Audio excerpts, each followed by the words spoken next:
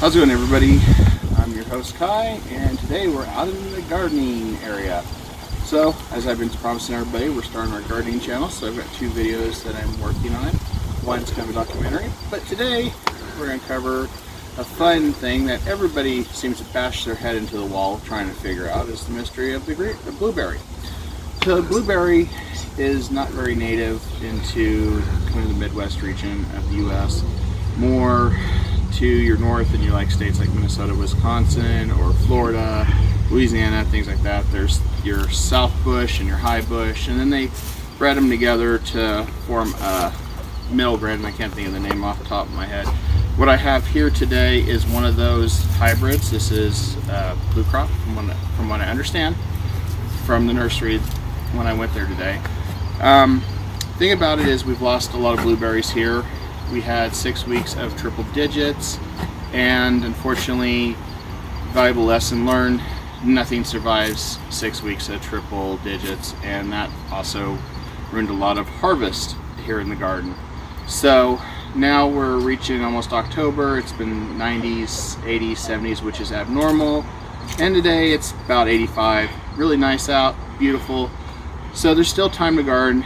And with the way the weather is, we probably have another at least 2 more months of solid gardening. But to get into this, so what I'm doing here is going to be transplanting this into here, and then later on we'll cover it up with mulch and everything. I just want to kind of let everything get settled. So first thing I want to let you know is don't put acidifier and the blueberry in together at the same time. If you have soil that is pH of 7, you need to lower it down to 4 to 5. That's kind of a sweet spot. 4.5 is the best that you could have ideally, but a lot of people will take soil acidifier and try to struggle through it. It's a pain. I've done it for several years. It's an absolute pain in the ass. My best advice is to get some hollyberry acid solidifier. I will have a picture of that and a link to where you can get some after the show. But what's really important is it's a slow release over time. So if you mix it up carefully and follow the directions, you can just let it sit for a couple months before you buy one of these blueberries. And then get a pH detector, check your pH. This is a combination here of peat moss and pine nuggets, which is what you really want to do. And then also I added a little bit of hollyberry fertilizer. Of course, with it being fall, some leaves, but a little bit of leaves ain't gonna hurt anything. In fact, that'll just be compost to break down. So why am I putting it in a grow container here? This is part of an experiment. The experiment failed this year due to triple digits, but some people say you can grow these in a grow container. Others say you can't. I'm trying to grow this one in a giant grow container. I think you can grow them during the winter time. So we're gonna experiment with this.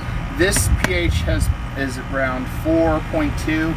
It's been prepared, and we also had a previous blueberry in here that burned up due to the extreme heat. So without further ado, we'll go ahead and get it ready. So we're just going to make a little bit of a hole here. Just make it nice and pretty. And then what we want to do is carefully pull this bad boy out. As you can see, this one's been, the roots are really compacted here. So best thing you can do is try to break the roots loose a little bit, but don't push it too hard because you don't really want to damage any of the root system. So if you can loosen it a little bit, that's great, because this is all roots in here. That's really compacted really good, and this is probably a minimum of a couple year bush that I bought from the nursery, so we don't really want to go too crazy. So as you can see, we still got to go down a little bit more, or we can go up, but I want to go down because during the winter we're going to have a large amount of cold, and I want to make sure the mulch helps keep it insulated all the way around. So we got to dig down a little bit more, and in this case we have our trusty Lowe's 5-gallon bucket. Lowe's is not sponsoring this, by the way. That's just convenient. Okay, so now we got to make sure it stays as level as it can. There we go, there's the sweet spot. So we're going to move and slowly get it all the way around here, like so. Get kind of nice and neat.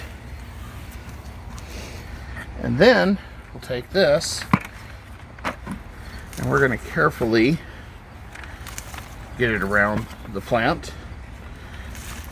So when the roots spread out, it'll also introduce it to new soil, and some of the current soil will get some leaching from the soil that we're adding. Now this plant was recently watered when I bought it, so we're not really gonna do too much watering, because as you can see, the soil is significantly moist, so we don't really want to go too wild. And you don't want to completely drown out the center root system, because you want to make sure it stays dry. And the reason I say that, you don't want root rot, so if you smooth it out, and then we can just take some pine mulch, put around here. Of course, there's a little bit more room. We can go on this side just a little bit.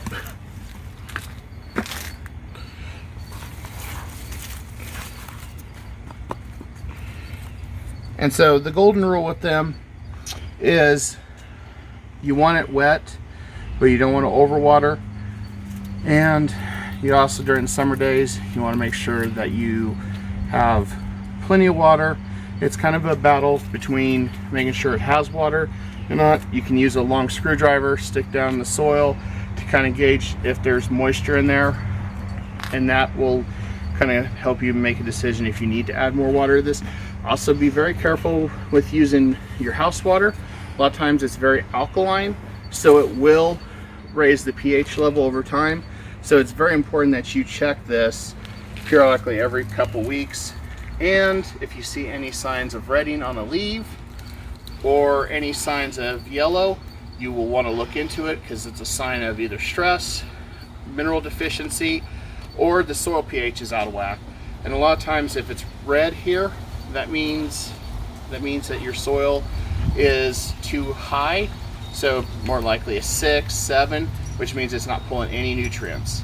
So it's very important to take good care of these. But once again, recommendation, before you go out and buy one of these, get your soil prepared of sphagnum peat moss, your soil acidifier, mix it together, let it sit, monitor your pH for a couple of months. Then once it's ready, then buy yourself a blueberry plant in the spring, or you can do it in the fall like this, right before everything goes dormant, so it has time to process its roots and it's not getting hit by the heat wave. All right, that concludes everything. If you have any questions, I'll answer the best I can in the comments down below. Since it's a new channel, gotta say, please like, share, and subscribe, and also check out my other channels. Peace.